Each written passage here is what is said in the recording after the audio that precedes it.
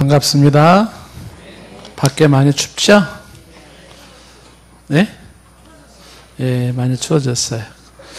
추운데도 우리 1-5구역 이렇게 열심히 나와서 또 이렇게 함께하는 모습이 참 보기 좋고 은혜롭습니다. 감사하고요. 이 시간에도 여러분에게 베푸시는 은혜가 함께하기를 바랍니다. 우리가 이제 그 조직신학 서론에서 성경에 대한 이야기를 쭉 하고 있습니다. 그래서 오늘은 그 성경에 대한 이야기 중에서 성경 줄거리를 한번 우리가 얘기를 좀 하려고 합니다. 조직신학 지금 서론에서 성경이란 무엇인가 해서 성경 줄거리를 얘기를 좀 해보려고 하는데, 이미 또 성경에 대해서 공부를 많이 해보신 분들은 뭐 대충 그 줄거리를 아실 테고, 또 신앙생활을 많이 안 하신 분들은 좀 생소하거나 어려울 수도 있을 수 있습니다. 간단히 얘기하면 상당히 간단해질 수가 있는데, 좀 깊이 들어가면 상당히 좀 복잡함이 있죠. 성경의 줄거리를 이렇게 쭉 선을 그어서 이렇게 한번 좀 얘기를 해보겠습니다. 우리가 역사를 구분할 때는 이쪽에다 십자가를 그렸는데, 성경 줄거리를 얘기할 때는 십자가를 한 이 정도쯤 그리면 좋을 것 같아요. 이렇게. 그래서 여기 이 십자가가 이제 예수 그리스도인데, 예수 그리스도를 중심으로 해서 그 이전 이만큼 여기가 성경의 이제 창세기라고 하는 시작이거든요. 창세기. 창세기서부터 이만큼 여기가 이제 말라기까지가 있는데, 여기까지는 이제 우리가 구약 이렇게 얘기를 하는 거죠. 구약 이렇게. 그래서 구약은 39권으로 되어 있습니다. 그래서 구약이라고 하는 것을 한번 순서를 본다면, 구약의 순서가 어떤 게 있나요? 한번 얘기해 볼까요? 처음에 나오면 창세기부터 나오죠. 창세기, 출애굽기, 레위기, 민수기, 신명기, 여호수아, 사사기, 룻기, 사무엘 상하, 수사루 삼삼, 왕상하, 왕왕, 그 다음에 대상하. 약자를 써가지고 또 무슨 말인지 모르시는 분인지 모르겠는데, 성경 앞에 보면 이제 다 나와 있죠. 대상하, 그 다음에 어떻게 됐어요? 왕왕데스, 느에, 그 다음에 욥시, 잠전, 이렇게. 그 다음에 이제 선지서라 해당되는 것이 사렘, 에겔단, 보요람, 오바냐, 오바댜, 오비의 옵, 옴뇸, 미나, 합습, 되게 기네요. 학습, 말, 이렇게. 말라기까지. 이게 39개. 하나, 둘, 셋, 넷, 다섯, 여섯 해서 세보면은 말라기까지가. 뭐 빠졌어요? 창출 레미신, 수살루 삼삼, 왕왕 데데스, 네, 에스라, 느에, 그 다음에 욥시 잠전하, 사렘 에겔단, 호요라 옴뇸 합삭스마, 이렇게 되는 것이죠. 자, 한번 볼까요? 따라해 볼까요? 창세기, 출애굽기, 곧 돌아가실 분처럼 말씀을 하시네요. 내일이 뭐 세상 떠나시나요? 그렇게 그냥 왜 이러세요? 레위기 따라하려니까요. 민수기, 참, 신명기. 자, 여러분 해보세요.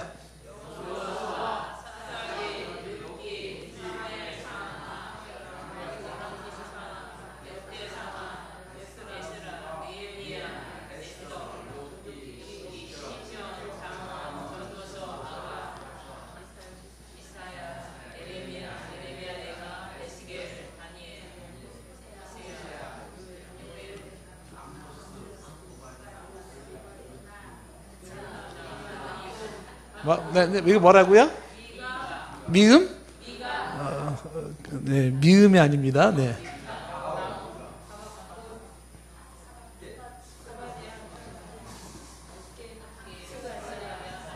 좀 막 생소한 부분들도 있네. 얘기가 좀 익숙치가 않아가지고. 네? 네. 자, 그래서 이거를 이제 구약 39권 이렇게 얘기를 하고요. 예수님을 탄생으로 해서 이제 여기가 이제 계시록, 계시록까지를 여기를 이제 신약이라 이렇게 얘기를 하는 거죠. 신약은 27권 이렇게 되어 있습니다. 자, 신약에는 어떤 내용이 있나요? 보면요.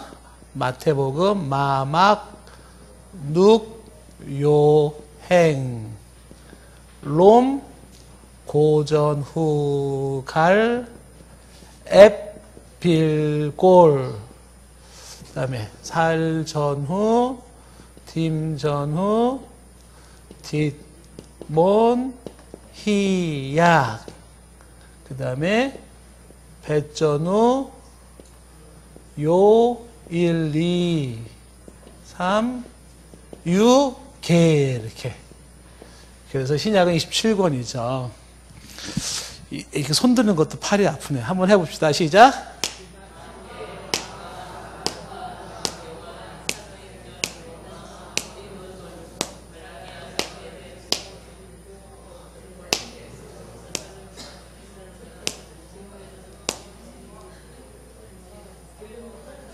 왜 이렇게 어물쩍 넘어가십니까?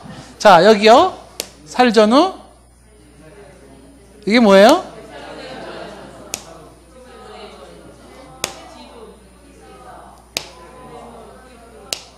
통일합시다. 막 나가지 마시고요. 자, 이게 뭐예요?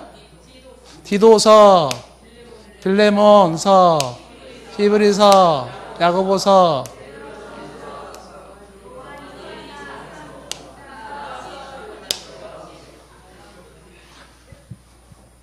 자, 이렇게 66권으로 되어 있습니다. 그래서 성경은 이렇게 66권으로 나눈다. 이렇게 볼 수가 있고요. 자, 이 전체 내용들이 어떤 내용으로 되어 있을까? 이런 걸 이제 얘기를 좀 한다 그러면 이거를 쪼개가지고 한번 좀 얘기를 해보겠습니다. 1400 몇 년이냐? 이게 1450년. 그러니까 여기 1450년까지를 시간, 연대를 한번 좀 나눠서 1450년 여기까지. 그러니까 창세기서부터 1450년이라고 하는 것은 BC, 이쪽은 예수님을 중심으로, 이쪽은 이제 BC로 가는 것이고, 이쪽은 이제 AD로 가는 거잖아요. 그렇죠? BC 1450년. 그 1450년까지, 여기까지를 이제 우리가 무슨 시대에 이렇게 얘기를 할 수 있냐면, 이 시대는 창조 혹은 족장시대, 이렇게. 족장시대. 1450년을 왜 쪼갰는가? 1450년이 출애굽을 했던 연대란 말이에요. 그래서 1450년에서 1050년까지. 1050년까지를, BC 1050년까지. 이때까지를 또 한 토막으로 이렇게 나누어서 여기서부터 여기까지를 출애굽 시대, 이렇게 출애굽 시대. 이 출애굽 시대를 다른 말로 이제 뭐 광야 시대 이렇게 말해도 괜찮아요. 광야 시대 1050년까지. 그다음에 이제 이 광야 시대를 지나서 586년까지 여기까지를 또 한 토막으로 이렇게 쪼개가지고 여기서부터 여기까지는 이제 왕정시대, 이렇게. 왕이 다스리던 시대, 왕정시대. 이렇게 얘기를 해요. 참고로 지금 노트 쓰시는 분들은 눕혀서 쓰세요. 노트를 이렇게 세워서 쓰면은 또 되게 헷갈려. 이렇게 옆으로 이렇게 돌려서 쓰세요. 이미 썼는데 말하려면 진작 얘기하지. 또. 알아서 쓰세요. 자, 586년까지를 이제 왕정시대 이렇게 얘기를 하시고요. 그 다음에 이제 586년에서 539년까지. 539년까지를 이렇게 쪼개서. 자, 539년까지 여기를 이제 보통 우리가 얘기를 할 때, 요거는 이제 포로시대, 이렇게. 포로시대. 얘기를 하고요. 그 다음에 539년부터, 그 다음에 이제 400 몇 년인가요? 430년까지 430년. 요 정도 해도 되겠네, 그죠? 430년. 여기까지 이제 시대를 나누어 가지고, 여기를 이제, 보통 이제 성전시대 이렇게 얘기를 하죠. 성전시대. 포로 귀한 시대 이렇게도 말하기도 하는데, 포로 귀한 시대 혹은 성전시대 이렇게 430년까지. 그리고서 이제 430년부터 여기 예수님이 탄생하신 건데, 여기서부터 예수님이 탄생하신 요 기대까지, 그러니까 BC가 끝나는 그 기간까지를 이제 암흑시대, 보통 이렇게 얘기를 해요. 암흑시대. 혹은 여기를 이제 침묵시대, 이렇게, 침묵시대, 이렇게 얘기를 하는 거죠. 그리고 이제 이 신약으로 들어와가지고 이 시대를 겪으면서, 신약은 무슨 시대로 나누는 것이 아니라, 요거는 이제 보통 예수님을 중심으로 해서 이루어졌던, 여기는 이제 사복음이라고 하는 시대가 있고, 그 다음에 하나 또 쪼개서, 여기는 이제, 복음서, 그런 이제 역사서, 이렇게 얘기를 하고요. 그 다음에 이제 이렇게 쪼개가지고, 여기는 이제 서신서, 이렇게. 사복음서, 역사서, 서신서, 이렇게. 그리고 이제 요한계시록, 여기는, 묵시, 혹은 예언서, 이렇게. 묵시서, 예언서, 이렇게 얘기를 하는 것이죠. 자, 그러니까 성경의 줄거리는 이렇게 되어지는데, 여기가 사실 이제 칸은 연대별로 좀 맞춰서 칸을 쪼개야 되는데, 이제 그렇게 쪼개지 못했어요. 그래서 참고를 하시고요. 여기 이제, 요 중간쯤에 약간 이제 2100년, BC 2100년, 2100년. 그러니까 요 창세기 시대 때를 우리가 성경의 역사적으로 본다 그러면 BC 한 4000년 정도로 본단 말이에요. 지금 우리가 AD 2000년이니까 6000년 정도의 역사. 그러니까 성경은 4000년서부터 구약 성경이 이제 430년까지, 약 한 3500년, 3600년간을 3600년의 역사가 구약 성경의 역사예요. 3600년. 그리고 요 신약 성경은 요건 한 100년 정도 됩니다. 100년. 요게. 그래서 이거 사실 다 합한다 그러면은 대략적으로 4000년 정도 이렇게 보는 거죠. 이쪽에 4000년 정도 편의상. 2100년을 꼽은 건 여기가 아브라함이 이제 등장되는 게 2100년입니다. 자, 요렇게 이제 보면 전체적으로 이제 이게 큰 아웃라인이라고 볼 수가 있어요. 그러니까 성경은 하나님이 천지를 창조하고 족장들이 등장하면서, 그리고 이제 애굽을 탈출하는 시대, 광야 시대에서 왕이 다스리는 왕정 시대 이야기가 나오고 있고, 포로로 끌려간 포로 시대에서 돌아오는 귀한 시대를 겪고 난 다음에 약 400년 정도의 암흑 시대, 이거는 이제 성경에 침묵하고 있는 시간이에요. 그리고 이제 요 사복음서의 요때 예수님이 탄생을 하시고, 예수님의 탄생에 대한 얘기와 함께 그 예수님의 탄생에 대한 이야기가 어떻게 세계로 퍼져나갔나 하는 그 내용이 바로 역사서고, 그 역사서를 바탕으로 쓰여진 서신서들이 다양한 내용들이다, 이렇게 볼 수가 있습니다. 자, 그러면 조금 더 한번 보게 되면은요, 여기 지금 창조 족장 시대에 여기에 해당되는 것은 말 그대로 여기는 성경에서 말할 때 이건 창세기가 여기에 해당되는 거예요. 창세기. 그러니까 창세기에 대한 이야기라고 볼 수가 있고요. 그 다음에 이제 출애굽 시대, 광야 시대라고 한다 그러면 여기서 말한 것처럼 출애굽기, 레위기, 민수기, 신명기까지. 그 다음에 이어지는 게 이제 광야 시대 지났지만은 광야 시대로 분류해서 여호수아와 사사기까지, 이렇게 여호수아와 사사기, 룻기까지, 이렇게. 요거를 이제 광야 시대의 한 모습으로 일단 이렇게 볼 수가 있고요. 그 다음에 성경에 이제 왕정 시대에 해당되는 것이 이제 여기 사무엘 상하, 그래서 사무엘 삼상, 사무엘 상하, 그 다음에 왕상하, 그 다음에 대상하, 이렇게. 사무엘 상하, 열왕기 상하, 역대 상하. 요 내용이 이제 왕정 시대에 대한 기록을 쓰고 있는 것이에요. 왕정시대. 그 다음에 포로시대에 대한 내용은 성경에 어디에 해당되는 건가? 요거는 이제 대표적으로 이게 다니엘입니다. 다니엘.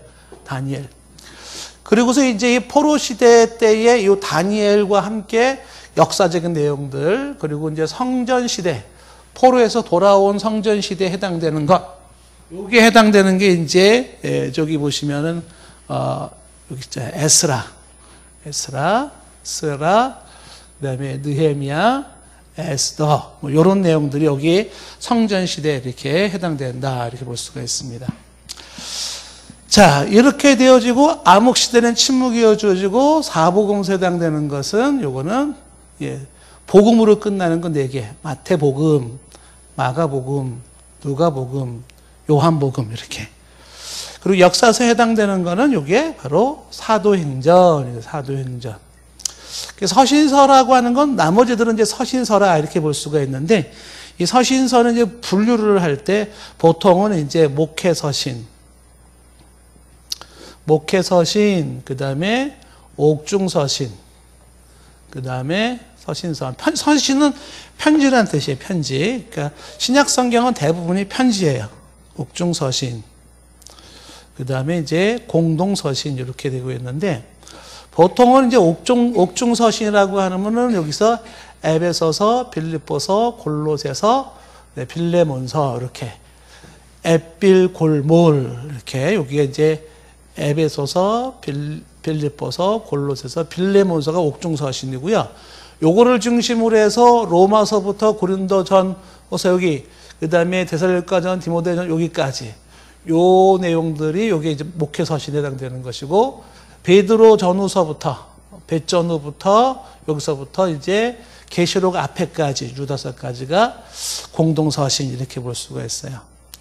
목회서신은 나머지 부분들 로마서부터 디도서까지 옥중서신을 뺀 나머지가 이렇게 목회서신, 목회에 필요한 이야기, 공동서신, 요거는 대부분 바울이 쓴 서신서고, 옥중서신도 바울이 쓴 서신서고, 공동서신은 이제 베드로가 쓴 것도 있고, 베드로, 사도 요한이 쓴 요한 1, 2, 3서도 있고, 그런 내용이 있습니다. 그리고 이제 묵시서는 말 그대로 계시록 이렇게 되죠. 자, 요렇게 지금 되어지는데, 자, 여기에서 이제 빠진 것들이 뭐냐면, 그러면 성경에 나와 있는 여기 선지자들 막, 뭐 이사야, 예레미야, 엘가, 뭐 다니엘, 이 사람들 뭐 호세아, 요엘, 아모스, 이런 사람들은 거의 대부분이 요 왕정시대와 포로시대, 포로귀환시대, 여기에 선지자들의 활동한 내용들이 지금 나와 있는 선지자들이에요. 성경에 언급되지 아니한 선지자들의 이름을 따서 만든 책들은 왕정시대 때, 포로시대 때, 포로귀환시대 때, 요때 활동한 선지자인데, 좀 이따 뭐 좀 더 얘기를 좀 해보도록 하겠습니다. 자, 그러면 조금 더 자세히 이제 내용을 좀 들어가 보니 조금씩 복잡해지겠지만은, 간단하게 성경을 이해한다 그러면은 이렇게 이해하면 되겠죠. 성경의 핵심은 예수 그리스도예요. 결국은. 그래서 구약에서는 오실 예수 그리스도를 지금 설명하는 거라 이렇게 생각할 수가 있고요. 이스라엘이라고 하는 역사적인 역사 사건을 통하여 오실 메시아를 설명하는 거다 이렇게 볼 수가 있어요. 이런 내용들이. 그 다음에 신약 성경은 오신 예수 그리스도에 대한 설명이다. 이렇게 간단하게 핵심은 예수 그리스도다. 그랬을 때 이제 창조에서 족장시대 창세기부터 이제 우리가 좀 본다 그러면, 자, 아시다시피 창세기에 하나님이 최초의 사람을 만드셨어요. 누구를 만들었어요? 아담아 내가 어디 있느냐? 아담을 만들었어요. 그래서 이제 아담과 하와가 선악과를 따먹고 범죄하고 에덴 동산에서 이 아담의 후손이 가인과 아벨로 이어지지 않냐고, 가인과 아벨의 동생인 셋으로 들어가요. 셋의 후손부터 여호와 이름을 불렀더라. 그래서 하나님을 향한 예배가 시작된 게 셋입니다. 셋. 공식적으로 셋. 그러니까 아담에 이어서 셋으로 이어지고요. 그 다음에 그 후손들 중에 누가 나오냐면 이제 노아 홍수 얘기가 나오죠. 노아 홍수로 인해서 지구가 멸망에 이제 이루게 되고 노아의 가족만이 살게 되죠. 그러면서 노아의 세 아들이 있었어요. 거기에서 셈이라고 하는 함 야벳도 있지만은 그게 아닌 이 하나님의 이 역사의 줄거리를 쭉 이어나가는 것은 아담에서 셋에서 노아에서 셈으로 이렇게 이어지는 거예요. 셈. 그래서 노아의 세 아들 중에 셈에 대한 이야기가 나오게 되고, 요 라인을 타고 등장되는 사람이 이제 누가 등장되냐면 이제 바로 아브라함이 등장이 되는 거죠. 아브라함 그러면 뭐 생각나나요? 자, 아들을 바치는 그런 장면이 나오죠. 여기 아브라함이 여기 얘기했던 이게 2100년도 사람이란 말이에요. BC. 그래서 아브라함이 등장이 되어서 자기 아들을 바치고 하면서 하나님이 아브라함을 갈대아 우르에서 부르는 장면이 나와 있어요. 그리고 이제 아브라함을 이어서 그 다음에 이제 역사가 진행되는 것이 뭐냐면 이삭이죠. 이삭. 그리고 이삭은 그 아들을 맞이하는 장면 외에는 큰 사건은 거의 없어요. 근데 이삭 다음에 누가 주어지죠? 야곱이 주어지는 거야. 야곱이라고 하는 자녀가 이제 주어지면서 야곱을 중심으로 해서 이제 12지파가 생기는 거죠. 야곱. 그래서 그 야곱의 12아들들 중에서 거기에서 지금 이 야곱 때에 누가 나오냐면 11번째 요셉 얘기가 나와. 요셉. 야곱의 형제들이 요셉을 너무 싫어했어요. 왜냐하면 아버지가 요셉을 너무 좋아해가지고, 그래가지고 이 요셉이 형들의 미움을 받고 팔려갔어요. 어디로 팔려갔냐면 지금의 이집트, 애굽이라고 하는 이집트로 팔려갔어요. 그래서 요셉 때문에 결국은 이집트로 팔려가서 요셉에서 거기서 이제 그 요셉이 이집트에서 꿈을 해몽을 잘해가지고 이집트의 총리가 됩니다. 그때에 이제 이 이집트를 비롯해서 이 아버지 조상들이 살고 있는 지금의 이스라엘 땅, 거기가 다 흉년이 들어가지고 아버지 야곱이 총리가 되어 있는 요셉이 있는 곳으로 다 가족 이사를 하게 되는 거죠. 그래서 이제 이스라엘 백성들이, 이 야곱의 후손들이 어디서 살게 되냐면 요셉 때문에 애굽에서 살게 되는 것이죠. 애굽. 그래서 애굽에서 살면서 거기서 430년을 살게 되는데, 그 사는 동안에 요셉을 알지 못하는 새로운 왕이 등장되면서 이 후손들이 애굽의 종노릇하게 되었는 거예요. 그 종노릇. 그래서 지금 이 내용들을 보면은 창세기의 내용들은요. 자, 어떤 내용이 있는지 이 내용을 조금 더 정리를 해보면은 하나님의 천지 창조에 대한 얘기가 나오고, 그 다음에 인간의 타락, 그래서 죄가 어떻게 시작되었나라는 죄에 대한 이야기가 나오게 되고요. 그리고서 아브라함을 중심으로 해서 12지파라고 하는 야곱의 12아들을 딴 12지파가 형성된 이야기가 나오게 되고, 그러면서 나오게 된 이야기가 이제 이 백성들이 머물게 된 게 애굽 생활, 애굽, 이집트예요. 애굽 생활을 하게 되는데, 이 애굽 생활이 요셉 이후로 생활을 쭉 했다라는 거예요. 430년 동안. 처음에는 요셉 때문에 대접 잘 받았었어요. 근데 시간이 흐르면 흐를수록 이집트 사람들이 얘네들 뭐야? 그리고서 다 종으로 만들어놨어요. 그래서 사람들이 못 살겠다. 우리 여기 애굽에서 탈출해야 되겠다. 그래서 애굽에서 탈출하는 게 이제 출애굽이 되는 거예요. 출애굽. 애굽에서 탈출한다. 그래서 이 탈출하는 이 과정에서 이제 대표적인 역할을 한 사람이 누구냐 하면 바로 모세가 등장이 되는 거죠. 모세가 애굽의 핵심 인물로서 이제 이 백성들, 지금 이제 400년이 지난, 지금 이 430년간 요셉 이후로 430년의 세월이 흐르면서 자손들이 어마어마하게 많아졌어요. 애굽 사람 본토인보다 더 많아졌어요. 그래서 이마다 사람들을 데리고서 모세가 다 이제 안 되겠다. 그리고 다시 원래 우리 아브라함 조상에게 주셨던 지금의 이스라엘 땅, 거기를 가나안이라 불렀는데 그쪽으로 데리고 가는 거예요. 데리고 가는데 여러분 지도를 보시면 알겠지만 애굽에서 이스라엘은 지금도 붙었어요. 나라가 사해바다를 중심으로 붙어가지고 육로로 걸어갈 수가 있어요. 그래서 지금 이 애굽에서 출발했던 곳에서 가나안 땅이라 일컬어지는 아브라함이 있던 원래의 이스라엘 땅으로 가는 길이 걸어서 간다 그러면 제 생각에 일주일도 안 걸릴 것 같아요. 아주 짧은 길입니다. 근데 거기를 40년 동안을 광야를 빙빙 돌면서 광야 생활을 하게 되는 거죠. 이게 바로 이제 그 모세를 통해서 출애굽하는 과정이에요. 그 내용이 출애굽기, 레위기, 민수기, 신명기까지 그 내용을 이루어지고 있는데, 그래서 이제 요 모세를 중심으로 한 광야 생활, 요때의 내용들을 보게 되면은 어떤 내용들이 나와 있나, 요때 나온 게 가장 중요한 게 이제 출애굽하는 과정이 나와 있죠. 출애굽하는 과정에서 여러분 알다시피 홍해바다를 건너는, 홍해바다가 쫙 갈라지는 그런 사건도 있었었고요. 그 다음에 십계명을 받는, 모세가 십계명 받는 장면도 나오게 되고, 그 다음에 이때 이제 율법이라고 하는 모세의 율법을 만들어지면서 하나님께 예배하는 성막에 대한, 성막을 어떻게 만들어라 하는 성막에 대한 이야기들이 나오기 시작하는 거예요. 그러면서 백성들이 광야에서 이만저만한 막 원주민들하고 싸우기도 하고 막 불평도 하고 뭐 별의별 사건들을 경험하게 되는 것이 이제 광야의 사건들의 이야기가 쭉 나오는 거예요. 그래서 결국 이제 모세는 광야에서 약속의 땅이라고 하는 가나안 땅에 들어가지 못하고 직전에 죽게 되고, 그 다음에 이어서 등장되는 사람이 누가 등장하냐면 모세의 후계자인 여호수아가 등장이 되는 거예요. 여호수아. 그래서 여호수아를 중심으로 해서 이 백성들이 이제 결국은 요단 땅을 건너 약속의 땅 가나안에 입성을 하게 되는 거죠. 가나안 입성. 그럼 원래대로 아브라함에게 하나님이 주셨던 그 땅, 지금 이스라엘 땅에 그 가나안 땅에 입성을 하게 된 것이에요. 그러면서 이제 여호수아는 입성한 다음에 바로 이 야곱에서 나타나고 있는 12지파였잖아요. 자녀들.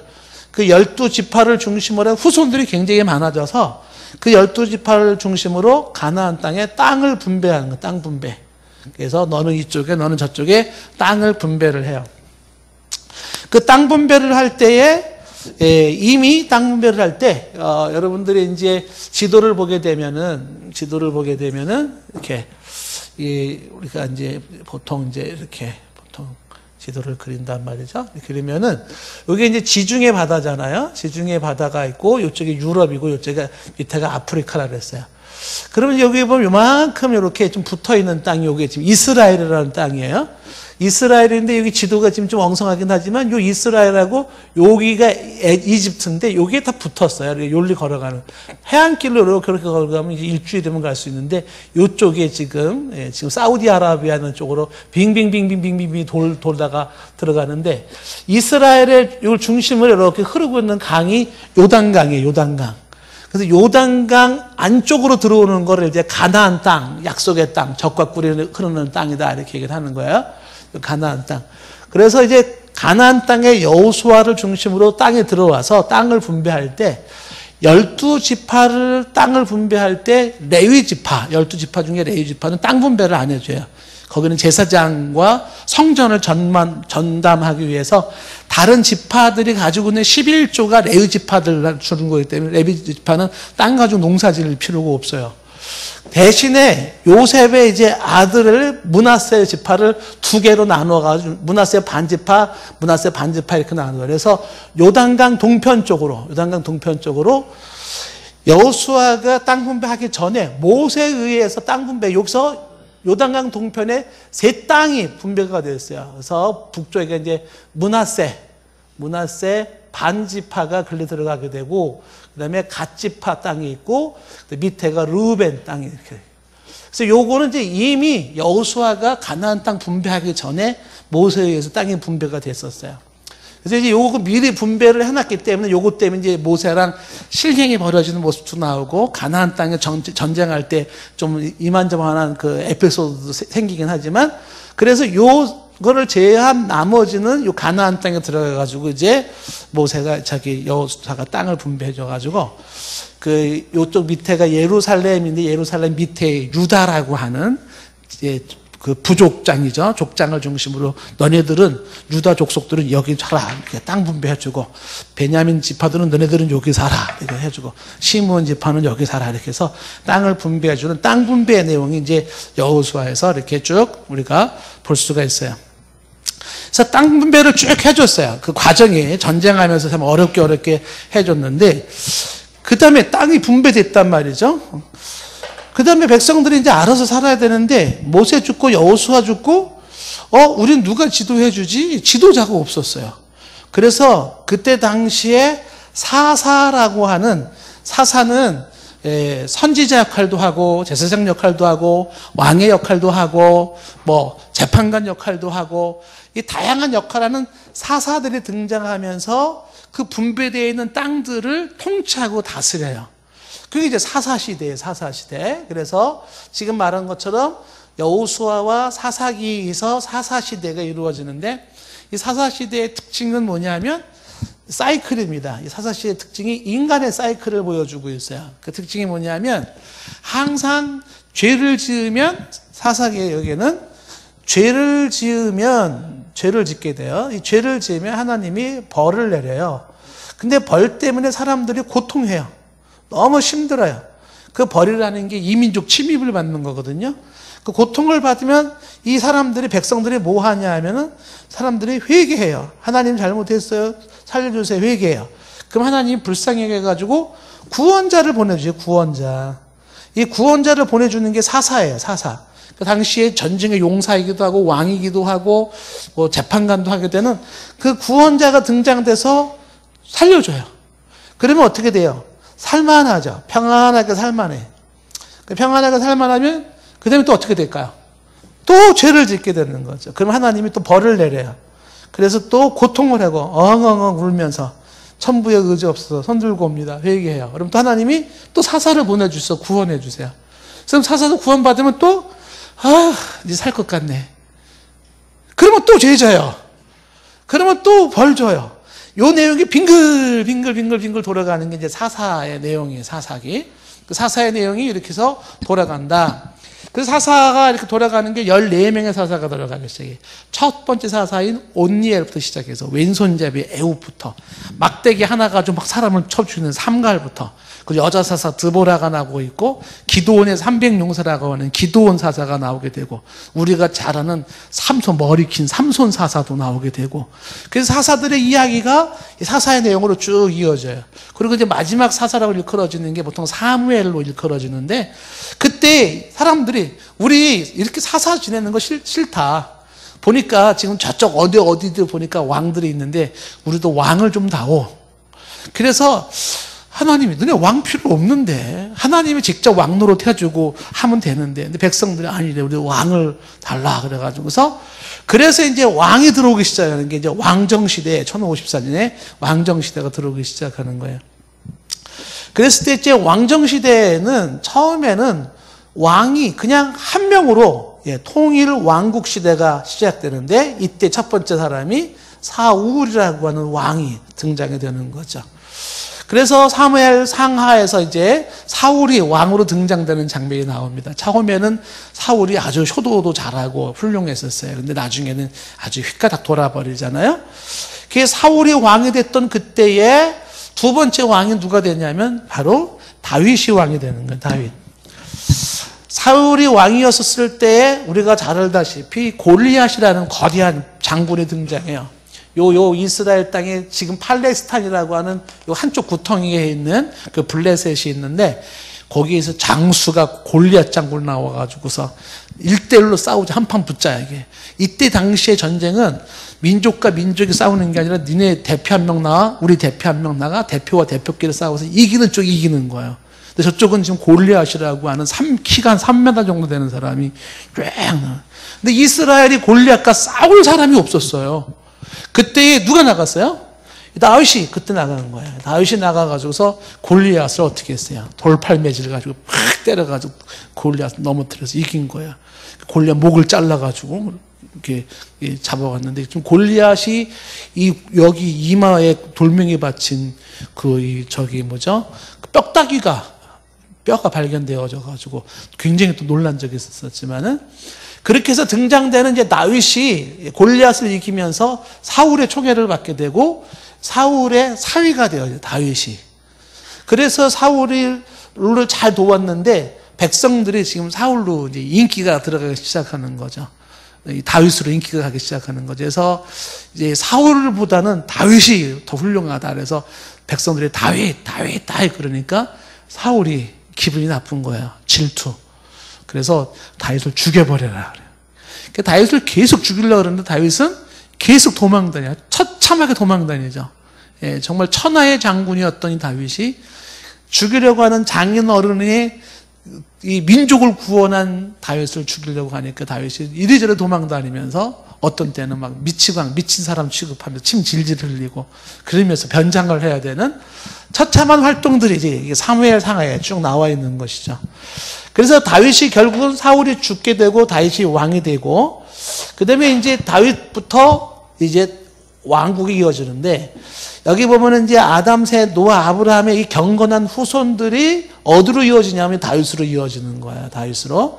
그 다음에 이제 다윗이 죽으면서 다윗이 이제 뭐 밧세바 사건도 있었었고 왕국이 왕창 번성하고 이제 큰 사역들을 하면서 다윗의 아들 누가 등장되죠?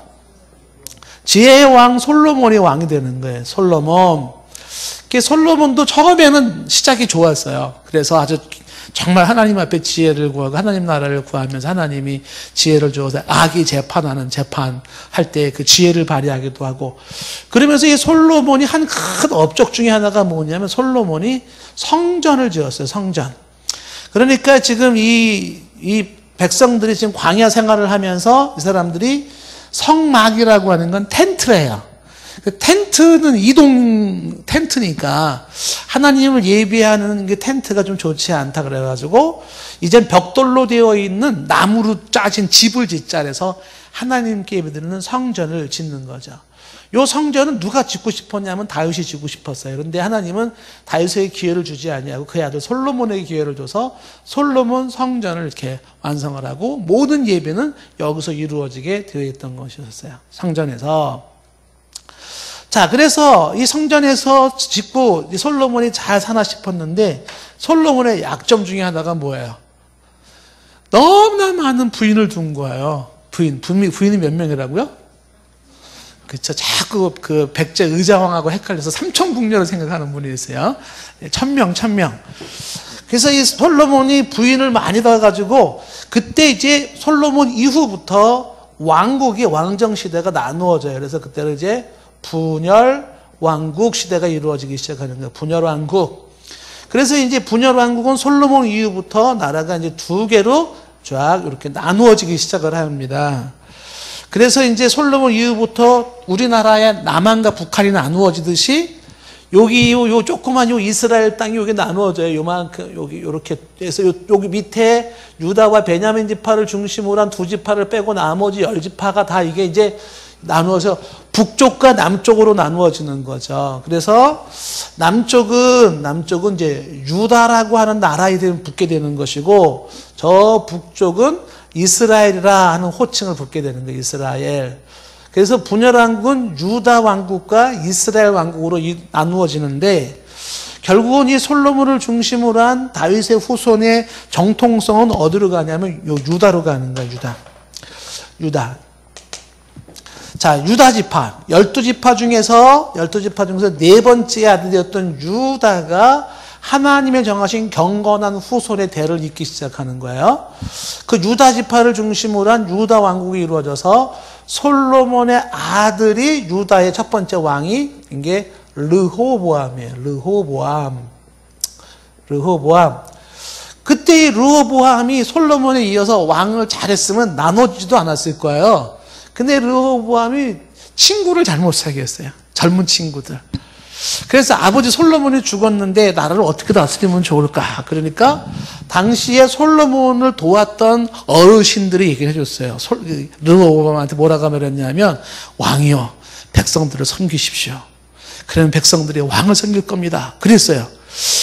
그렇게 할까? 근데 르호보암의 젊은 친구들은 야야야 그게 뭔 소리야. 왕은 힘으로 눌러야 되는 거야. 백성들을 막 꼼짝 못하게 만들어야 되는 거야. 이런 이야기를 들으면서 르호보암이 섬기는 왕이 아니라 군림하고 통치하는 왕을 선택을 했어요. 여기에 백성들이 반발을 하고서 나라가 쪼개지는 거예요. 그때 이건 아니지 않습니까? 하면서 북쪽의 이스라엘을 만든 하나의 이제 쿠데타 세력이 생긴 거죠. 그게 바로 이제 여로보암이에요. 여로보암. 그래서 여로보암을 중심으로 한 북이스라엘이 드디어 시작이 되고, 그 다음에 남쪽의 르호보암으로 나라가 두 개로 쫙 나누어져서 12지파, 땅 분배되어 있던 12지파 중에 10지파는 북쪽 이스라엘에 들어가게 되고, 두 지파만, 르호보암의 유다와 베냐민 지파만 유다라고 하는 나라를 명맥을 이어가기 시작을 하는 것이죠. 자, 이렇게 해서 이제 르호보암을 중심으로 해서 르호보암의 후손들이 유다는 쭉쭉쭉 계속 내려오기 시작해요. 그래서 르호보암의 아들이 이제 아비암부터 시작해가지고, 그 다음에 아사, 강한 자와 약한 자 사이에 주밖에 도와주리가 없사오니 주께서는 천하를 두루 찾아서 경건하게 주를 찾는 자를 관찰하신다는 아사. 그리고 이제 그 밑에 이제 여호사밧이 이제 등장이 되어지고, 그 다음에 여호사밧 이후로 우리가 이제 쭉 보면 이제 요시아라는 왕 나오고, 그 다음에 히스기야 이런 왕도 나오게 되고 쭉쭉쭉 나와요. 그 다음에 요아스에 대한 왕이 나오게 되고, 요아스가 요쪽이네. 요아스, 요시야 이런 왕. 요게는 요아스는 몇 살에 8살 때부터 이미 7살 때 고모부로부터 살게 되었던 그런 왕이었고요. 그 다음에 그 밑에 나와 있었던 이 요시야는 바로 8살 때부터 하나님을 찾았던 왕으로 종교개혁이 이루어지는 왕이기도 해요. 그래서 이 왕들이 쭉 이루어지다가 끝에 맨 마지막에 이제 시드기야까지 이렇게 왕이 내려오게 되는 거예요.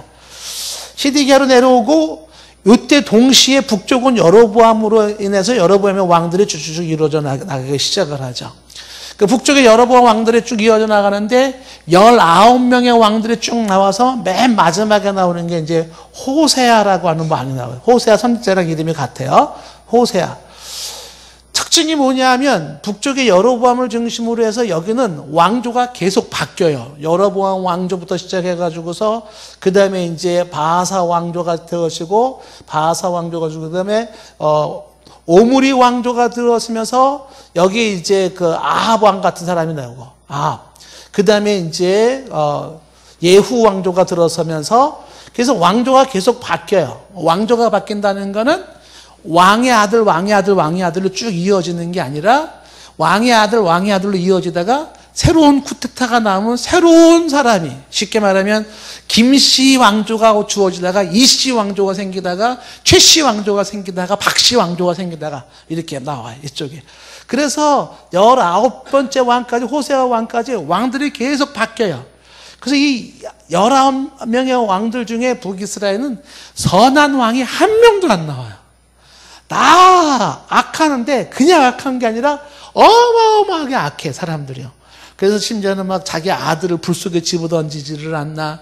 하나님의 이 성전에, 이 솔로몬을 지은 이 성전 안에다가 바알을 섬기고 아세라를 섬기고, 그 다음에 거기 막 그 남창하는 사람들 갖다 두고 막 이런 식으로 두면서 이 타락한 모습들이 계속 이어져요. 근데 여기 남쪽의 유다는 이 다윗과 솔로몬을 이어진 이 왕조가 끊어지지 않고 끝까지 내려가요. 왕조가 바뀌는 적이 없어요. 그래서 마지막 시드기야까지 왕조는 계속 이어져요. 물론 이제 중간에 여기 아합의 딸내미가 이쪽으로 시집을 와요. 여호사밧이 여기 아합이랑 사돈관계를 맺어가지고 아달랴라고 하는 여자가 다윗의 왕조를 끊으려고 했었지만 실패로 돌아가게 되면서 결국은 아달랴는 빠지게 되고, 이 다윗의 왕조는 계속 이루어지는데 여기 남쪽에는 악한 왕도 있지만 선한 왕이 아주 많이 나와요. 그래서 이 호세아에 멸망되어지는 요때가 BC 722년이에요. 722년도에 왕이 이제 나눠주는 것이죠. 722년도에 이때 호세아 때 북이스라엘은 멸망하게 돼요. 어디에서 멸망하냐면 당시에 아수르라고 하는 제국, 그 아수르라는 제국에서 이쪽은 멸망하는데, 호세아가 멸망한 이후에도 남쪽은 계속 이어졌어요. 선한 왕이 많이 있어서. 근데 이쪽에도요, 특히 므낫세 같은 왕이 등장되면서 남쪽에는 하나님이 아주 혀를 차기 시작해요. 그래서 결국 남쪽의 유다도 멸망하게 되는데 그게 586년이에요. 586년에 남쪽은 어디서 멸망하냐면 바벨론 제국에 의해서 멸망을 하게 되는 거야. 바벨론. 당시에 요 일대를 중심으로 해서 이 일대를 어느 나라가 장악하느냐, 지중해 하나를 누가 장악하느냐가 제국을 형성하는데, 아수르가 통치를 하면서, 그 예전에는 이집트가 굉장히 강대국이었었고, 다윗이 있었을 때는 다윗이 강대국이었었어요. 굉장히 영토가 확장되어지고, 다윗 이후에는 이쪽에가 이제 아수르 제국이 등장돼서 아수르가 북쪽을 멸망시키고, 아수르가 요거 조그만 유다를 멸망을 못 시켰어요.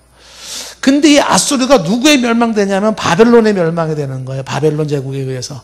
그 바벨론이 아수르를 멸망하고 그 바벨론을 요 유다까지 멸망을 하는데 그게 586년입니다.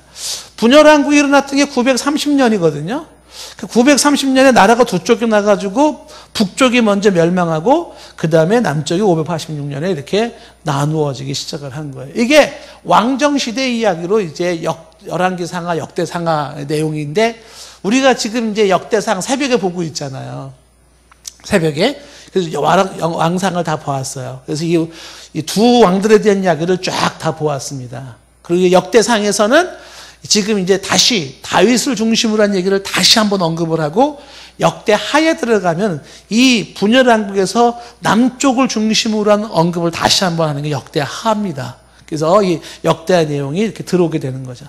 자, 그래서 바벨론에 의해서 결국은 왕국이 끝납니다.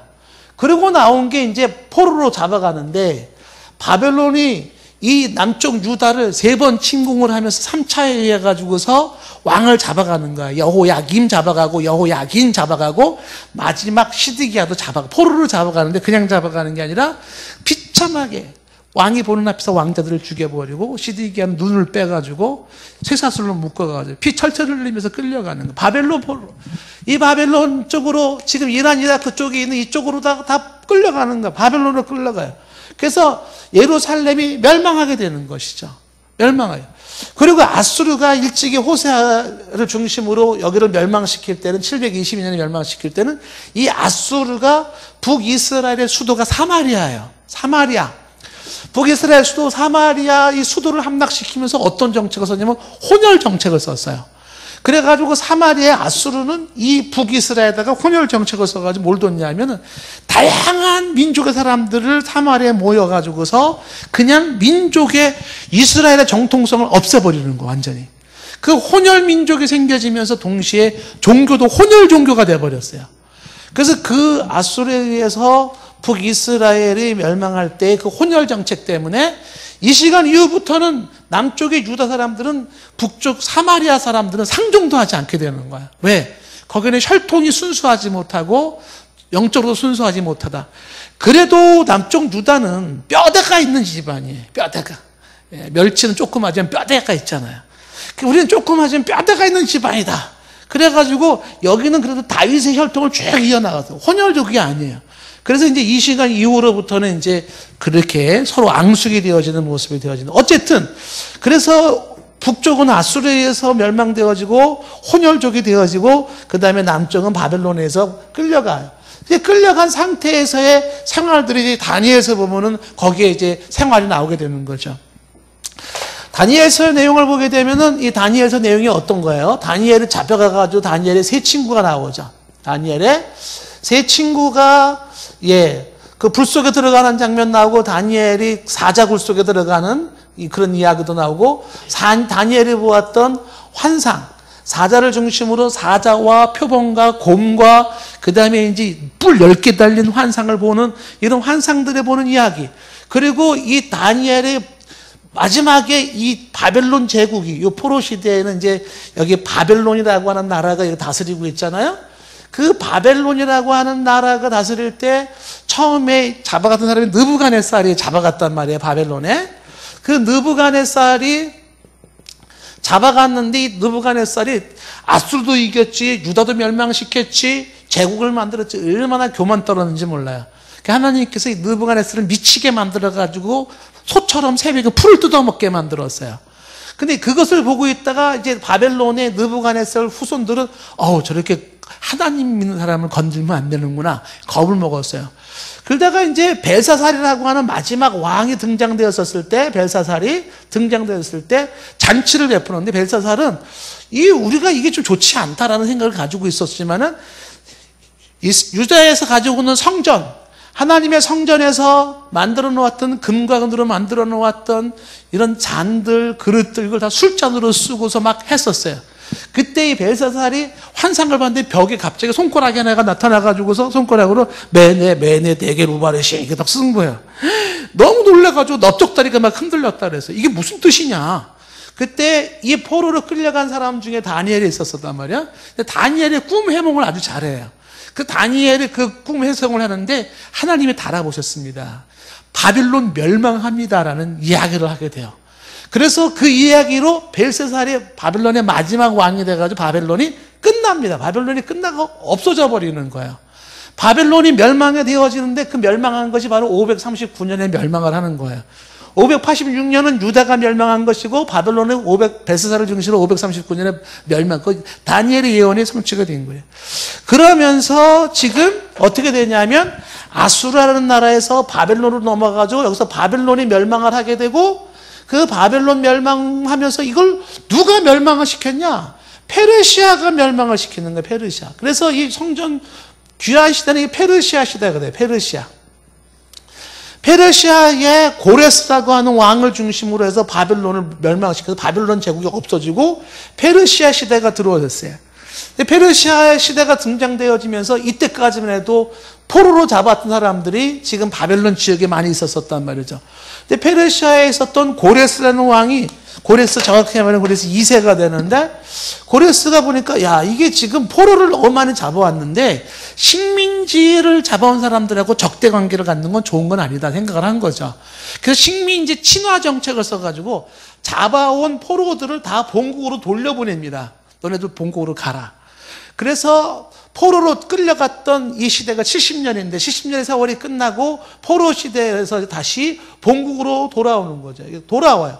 포로 시대에 돌아오면 시작하면서 처음에 1차 돌아오는 게 이제 1차 귀환. 1차 귀환이 수르바벨을 중심으로 들어오는 거, 수르바벨. 그리고 2차에 다시 또 보내워요. 2차 귀환. 2차 귀환을 보낸 게 이제 에스라, 느헤미야. 에스라와 느헤미야는 14년 텀을 두고서 먼저 에스라를 보내는 거죠. 그러니까 엄밀히 말하면 느헤미야는 3차에 걸쳐서 귀환을 하게 돼요. 그래서 페르시아가 고레스라는 왕을 중심으로 해서 왕이 쭉쭉쭉 나가는데 그 고레스 왕 중에서 어떤 왕이 우리가 주목을 끄냐면 아하수에르 왕이 나와요. 뒤에 쭉 날아가면 고레스 중에 아하수에르. 그 아하수에르 왕이 페르시아를 다스릴 때 그때 활동했던 사람이 누구냐면 에스더. 그 에스더가 바로 민족을 구하는 활동을 하게 되고, 그 다음에 아하수에르 다음에 나와 있는 게 어떤 왕이냐면 아닥사스다 왕이 등장이 되어지는데, 그 아닥사스다 왕이 들어질 때 요때 지금 요게 에스라 느헤미야가 귀환이 되는 거예요. 에스라 느헤미야가 본국으로 돌아오게 되는 거죠. 에스라가 돌아오고 그 다음에 느헤미야가 들어와요. 14년 텀으로 돌아와요. 그럼 돌아와서 뭐 하냐라고 했었을 때 지금 고레스 때는 수르바벨이 돌아오잖아요. 그 수르바벨이 들어오고 그 다음에 이 사람이 들어온 거는 무너진 이 성전을 회복시키는 거예요. 다시 건축을 하는 것이고요. 그 다음에 이제 그 느헤미야가 등장한 것은 예루살렘 성을 다시 회복해요. 그게 느헤미야의 내용이에요. 성을 다시 짓는, 고독하게.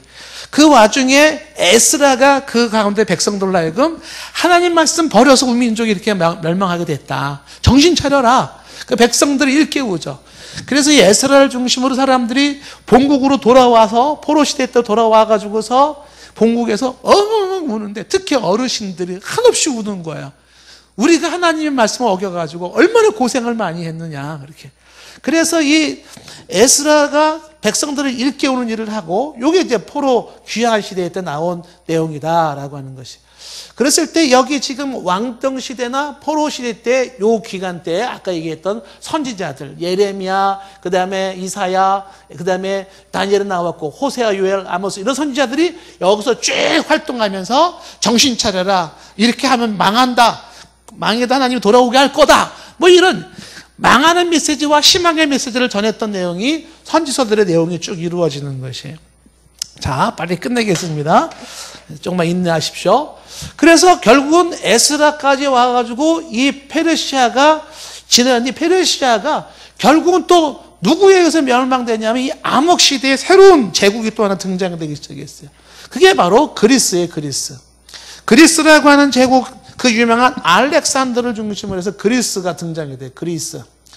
헬라지, 헬라 제국이 생각하면서 알렉산더를 중심으로 해서 이 페르시아가 멸망을 하게 되는 거예요. 333년에 정확하게 말하면은 멸망을 해서 알렉산더에 의해서 이 성경의 역사는 끝나버립니다. 그래서 이 마지막, 이 430년의 마지막 메시지를 선포한 게 말라기 선지자예요. 구약 성경의 마지막 말라기 선지자의 외침으로 누가 성전문을 닫았으면 좋겠다. 그런 거로 일단은 끝나게 되면서 암흑 침묵 시대 때 헬라 시대가 등장되어지고 알렉산더 대왕이 다스리기 시작하는 거죠. 그러면서 이때는 성경에 나와 있지 않지만 우리가 이제 일반 세계사 역사에서 배우는 대로 이때는 알렉산더, 이 30대에 32살에 죽은 젊은이가 어마어마하게 땅을 차지하잖아요. 이때 그리스 헬라 시대 때는 이제 철학이 발달되면서 소크라테스가 등장하고 그의 제자 플라톤 활동을 하게 되고 그의 제자 아리스토텔레스 이런 사람들이 활동을 하게 되면서 서서히 하나님의 정하신 때 메시아 예수가 태어나기 직전에 유대인을 중심으로 한 마카비 전쟁이 일어나요. 마카비 전쟁도 생기. 그리고 이 암흑 시대의 그리스는 누구에 의해서 멸망되냐 하면 바로 로마에 의해서 이제 멸망이 되는 거야. 그 로마에 의해서 멸망이 되어지면서 로마 시대가 등장되어지는데 그 로마가 통치할 때 여기 있는 이 조그만 도시 국가가 이제 로마가 전체를 다스리기 시작할 때 이 이스라엘에 거기 누구를 세웠냐면 헤롯이라고 하는 헤롯 왕을 이스라엘을 다스리는 왕으로 만들어 놓았고 그때에 바로 예수님이 탄생을 한 거예요. 신약으로 넘어오는 거예요. 예수님 탄생이 이루어져서 그 예수님의 탄생에서부터 예수님의 사역과 그의 죽으심과 그의 부활하심에 대한 내용이 이제 사복음서의 내용으로 쭉 나오게 되는 것이죠. 예수님이 부활한 다음에 이 예수 그리스도의 이야기에 감동을 받고 하나님이 이 수천 년의 역사를 통해 주는 메시지가 뭐냐? 결국은 세상 나라를 통해서 보여주는 하나님 나라에 대한 꿈을 갖게 하는 거예요. 그 세상 나라는 불완전하고 세상 나라의 왕들은 불완전하지만 메시아라고 하는 그리스도가 등장되어지는 하나님의 나라가 이루어질 때 그 하나님의 나라가 영원한 나라요. 왕이신 하나님의 통치하심으로 불완전하지 않은 영원한 나라에 도래해야 한다라고 하는 그 메시지가 예수 그리스도의 핵심 메시지, 하나님 나라를 이루는 그 예수님의 탄생과 죽으심 부활의 내용을 가지고서 이제 우리는 세상 나라를 이루어가는 게 아니라 예수 그리스도를 통하여 아담의 죄였던 죄를 용서를 받게 되고 그 죄사함을 받은 자들이 하나님을 아버지로 모신 상태에서 살아서 내세의 하나님 나라를 이루어가는 그 내용을, 이 복음을 온 세상에 전파하자. 그게 사도행전이 되는 거예요. 그래서 사도행전은 처음에는 베드로를 중심으로 해서 역사가 이루어지죠. 사도행전 12장까지는 베드로에 대한 내용이에요. 사도행전 13장부터는 그 다음에는 바울을 중심으로 해서 이 복음이, 예수 그리스도의 복음이 여기서부터 터키를 중심으로 유럽으로 해가지고 돌고 결국 로마까지 가게 되는 복음이 확산. 바울을 중심으로 한 3차 전도 여행을 끝내고 나서 이 복음이 확산이 되는 거예요.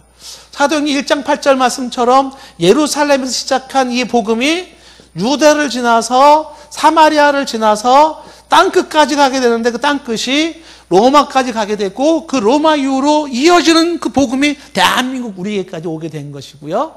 그렇게 해서 사도행전의 복음이 세계로 어떻게 뻗어나갔나, 복음의 확산에 대한 내용을 쭉 기록해 놓은 것이고 그 복음의 확산에서 사도 바울이 가는 곳마다 교회를 개척하게 되고 개척한 교회에다 편지를 쓰는 거죠. 고린도 교회에게 지금 그 그리스 밑에 있는 고린도 교회에게 쓴 편지, 고린도전서, 고린도후서 이렇게.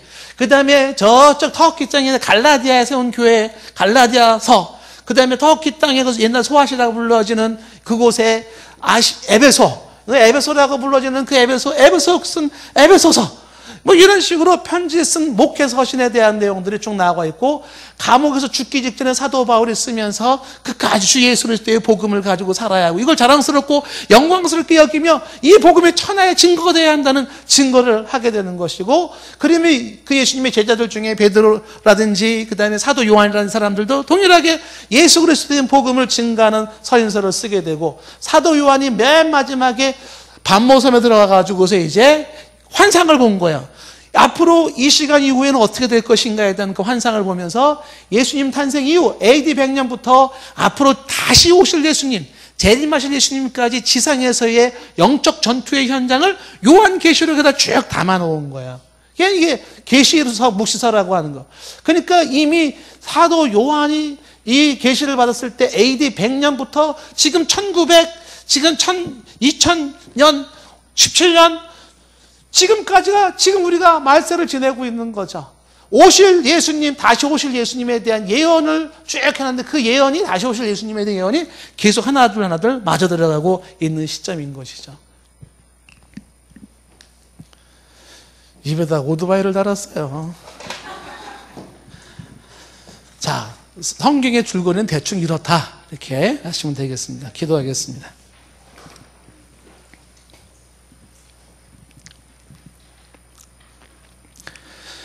성경을 통하여서 이 인류를 향한 하나님의 계획과 뜻이 무엇인지 보게 하옵시고, 성경을 통하여 우리가 마땅히 가져야 될, 하나님 앞에서 가져야 될 자세와 태도와 신앙이 무엇인지 배우게 하옵소서. 하나님이 경건한 자를 선택하시고 그들을 통하여 하나님의 역사를 진행시켜 나가시는데, 지금도 사람을 통해서 일하시는 하나님, 당신의 마지막 이 세상의 종말을 구하고 영원한 주의 나라가 이루어지기까지 우리를 통하여 일하실 텐데, 주여, 저희들이 좋은 신앙의 모습으로 주 앞에 서게 하시고 우리를 통하여서 하나님이 일하시는 역사가 주의 나라를 완성하는 일에 쓰임받는 귀한 일꾼들 될 수 있게 하여 주시옵소서. 예수 그리스도를 중심으로 내 인생도 바뀌어지게 하옵시고, 예수 그리스도를 중심으로 한 메시아 왕국 하나님의 나라를 꿈꾸며 나아가는, 이 땅의 사탄의 나라가 아닌, 세상 나라가 아닌 영원한 나라 하나님 나라를 이루어가는 자들 되게 하시고, 그날에 영원히 거할 수 있는 은혜가 우리 모두에게 있게 하여 주시옵소서. 예수님의 이름으로 기도드리옵나이다. 아멘.